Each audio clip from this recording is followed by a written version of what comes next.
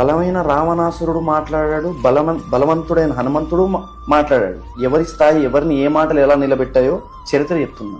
రాముడు మన హనుమంతుడు మాట్లాడిన మాటలకి సీతమ్మ బతకాలనుకుంది, రావణాసుడు మాట్లాడిన మాటలకి సీతమ్మ చచ్చిపోవాలనుకుంది. అందుకే హనుమంతుడు ఆ స్థాయిలో ఉన్నాడు, రావణాసుడు పడిపోయాడు. మనం మాట్లాడే మాటకి అంత శక్తి. అది మన కుటుంబంలో కావచ్చు, ఒక మనిషిని ఈజీగా ఇసిరేస్తాం మనం మాట.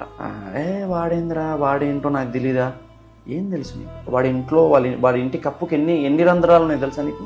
వాడు నడిచే చెప్పుకి ఎన్ని అతుకులు ఉన్నాయో తెలుసా నీకు? తెలియదు. సో నా దృష్టిలో అదే, నువ్వు ఎవరి మీద అంత ఈజీగా వదలొద్దు మాట.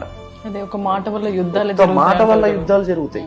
నేను అందుకే చెప్పేది, ఒక్క మాట నీ మాట ఒక్కటి అదుపులో పెట్టుకుంటే ప్రపంచం చాలా బాగుంటుంది. మాట ఒక్కటే.